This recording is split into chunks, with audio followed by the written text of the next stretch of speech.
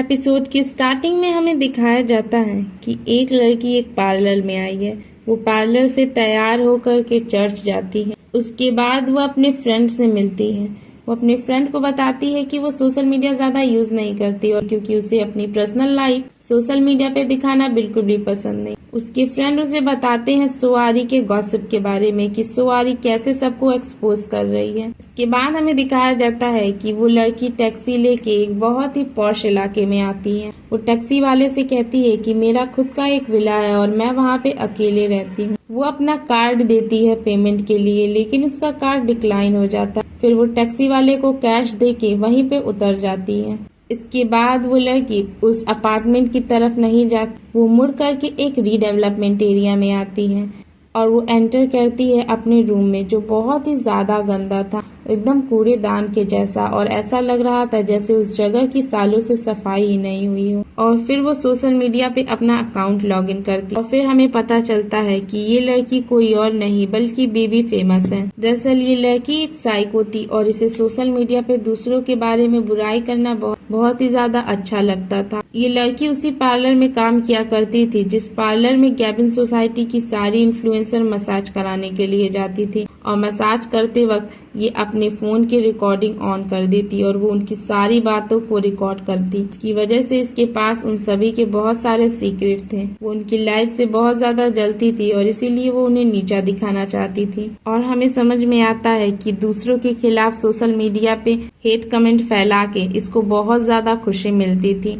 और इसके घर की तरह इसके दिमाग में भी पूरी तरीके से कचरा ही भरा हुआ था। और इधर हमें फिर से प्रेजेंट का सीन दिखाया जाता है जब सोआरी की लोकेशन पे सभी लोग पहुंच चुके थे और उन्हें पता चलता है कि वो लाइव स्ट्रीम सोआरी नहीं बल्कि उसकी फ्रेंड कर रही है। इसके बाद हमें दिखाया जाता है प्रेजेंट का सीन जब सोआरी के भाई और उसकी फ्रेंड से पुलिस पूछताछ कर रही थी और वो उससे पूछती है कि उन्होंने ऐसा क्यों किया। कल वो लाइव स्ट्रीम सोआरी की फ्रेंड कर रही थी, वो भी डीप फेक टेक्नोलॉजी का यूज करके। डीप फेक टेक्नोलॉजी एक ऐसी टेक्नोलॉजी है जिसकी मदद से आप किसी दूसरे के फेस को दूसरे के फेस से स्वाइप कर सकते हैं। और सोआरी की फ्रेंड भी इसी टेक्नोलॉजी का यूज करके सबकी सच्चाई एक्सपोज कर रही थी। जब पुलिस सोआरी के भाई और उससे पूछताछ करती है तो वो बताते हैं कि उन्हें सोआरी के बारे में कुछ भी नहीं पता और वो बस सबको सबक सिखाना चाहते थे और सबकी सच्चाई बाहर लाना चाहते थे। पुलिस उनसे पूछती है कि क्या सोआरी जिंदा है, लेकिन वो दोनों उसका कोई भी जवाब नहीं देते।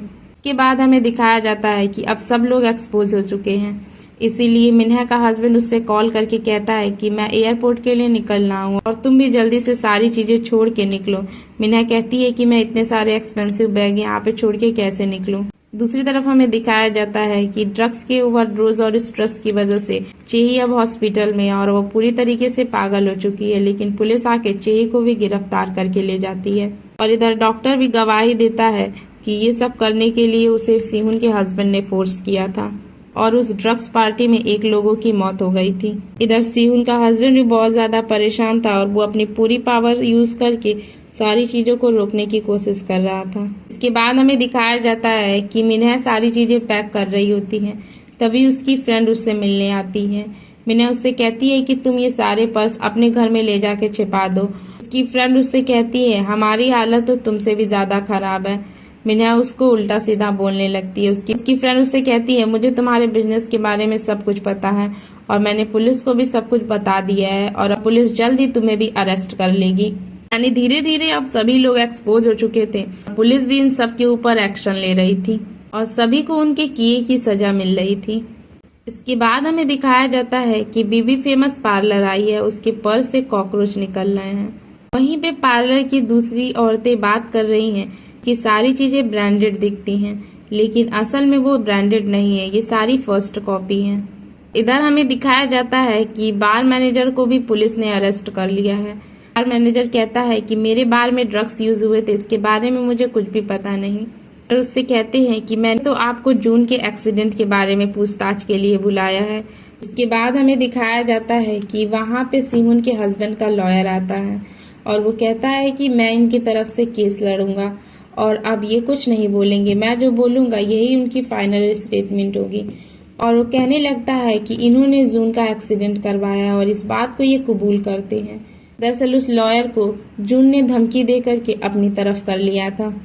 इधर हमें दिखाया जाता है कि सीहुन के हस्बैंड के साथ भी इन्वेस्टिगेशन हुई है और वो वॉशरूम में आया हुआ है। उस वॉशरूम में जून भी आता है और वो उससे कहता है कि अब तुम बुरी तरीके से एक्सपोज हो चुके हो और अब तुम्हें तुम्हारे कर्मों की सजा मिलेगी और जेल ही अब तुम्हारी असली जगह है। बाद हमें दिखाया जाता है कि बीबी फेमस को बताया जाता है कि उससे मसाज कराने के लिए सीहुन आई हुई है। बीबी फेमस सीहुन के कमरे में जाती है और वो सारी चीजें तैयार कर रही थी। वो सीहुन से बात कर रही थी लेकिन सीहुन उसका कुछ भी रिप्लाई नहीं दे रही थी। वो बोलती है अगर तुम्हें मुझसे बात नहीं करनी तो तुमने मसाज मुझसे क्यों करवाने को बोला। फिर हमें दिखाया जाता है कि दरअसल वहाँ पे सीहुन नहीं बल्कि सोआरी थी। फेमस बहुत ज़्यादा देख के डर जाती है और सोआरी उससे बोलती है कि तुम मेरे बारे में कितना सोशल मीडिया पे बुरा बुरा बोलती थी, अब बोलो मेरे बारे में। लेकिन बीवी फेमस सोआरी के बारे में कुछ भी नहीं बोलती। बीवी फेमस बहुत ही ज़्यादा घबरा जाती है। वो खिड़की तोड़ करके उस खिड़की पे खड़ी हो जाती है और वो कहने लगती है कि तुम सेलिब्रिटी खुद को दिखाते हो कि तुम कितने रिच हो और हम जैसे लोगों को नीचा दिखाते हो और खुद को खुद अच्छा और सक्सेसफुल दिखाते हो। मैं तो तुम लोगों जैसी कभी नहीं बन सकती। मैं तुम जितना पैसा एक दिन में खर्चा करते हो उतना मैं अपनी जिंदगी में नहीं कमा सकती और तुम लोगों की वजह से ही हम अपनी लाइफ को कम और छोटा समझने लगते हैं। और वो सोआरी को बुरा बोलते हुए छत से छलांग लगा देती है। सोआरी घबरा जाती है। वो बोलती है मैं ये नहीं चाहती थी। सीहुन उससे बोलती है वो बच जाएगी और पुलिस उससे उसकी सजा देगी। इसके बाद हमें दिखाया जाता है कि जून सोआरी से मिलने आया है और वो सोआरी से मिल करके बहुत ज़्यादा खुश होता है। पुलिस ने सभी को अरेस्ट कर लिया था और सोआरी की मॉम भी जेल से छूट करके घर आ जाती हैं। बाद हमें दिखाया जाता है कि सोआरी सीहुन के साथ बीवी फेमस के घर में आती है। वो देखना चाहती थी कि बीवी फेमस की लाइफ कैसी है। वो सीहुन से बोलती है कि मैं तो बस जानना चाहती थी कि आखिर ये कैसे इंसान है। सीहुन उससे कहती है कि उसकी सोच के जैसे ही उसका घर भी गंदा था। इसके बाद सीहुन उसे दिखाती है कि सोशल मीडिया पे 3.5 मिलियन से भी ज्यादा लोग चाहते हैं कि सोआरी सोशल मीडिया पे वापस आ जाए। कुछ नहीं कहती और वो वहां से जाने लगती है। आज सोआरी अपना फाइनल नरेशन देते हुए कहती है कि अगर मैं कहूँ कि मुझे वापस लौटने का कभी मन नहीं किया तो ये झूठ होगा। लेकिन अब मुझे समझ में आ चुका था कि ये लोग जो कभी मुझे जानते ही नहीं, वो कभी मेरे तारीफों के पुल मानते हैं, कभी मेरी नफरतों के। और आज जो मेरे साथ अग्री कर रहे हैं, कल फिर कुछ ऐसा होगा और ये सब मुझे अगली यारी बुलाने लगेंगे। से शायद कुछ ऐसा हो और ये सारे लोग फिर से मेरे खिलाफ हो जाएं। कह के सोआरी वहां से चली जाती है और इसी सीन के साथ इस सीरीज का भी अंत होता है। तो फाइनली दोस्तों आज हमने इस सीरीज को खत्म किया। इससे देखा जाए तो ये सीरीज बहुत ही ज्यादा ट्विस्ट और टर्न से भरी हुई थी और एंड में जाते जाते ये हमें बहुत बड़ी सीख भी दे जाती है कि सोशल मीडिया पे जो भी चीजें होती हैं जरूरी नहीं कि वो सारी रियल हो। दूसरी बात, आप सोशल मीडिया पे इतना ना गुम जाओ कि खुद को पहचान ही ना सको। सोशल मीडिया पे दूसरों की कमियों पे बुरा बोलना तो सबसे आसान काम है, लेकिन वास्तविकता में असली इंसान होना बहुत ही मुश्किल है।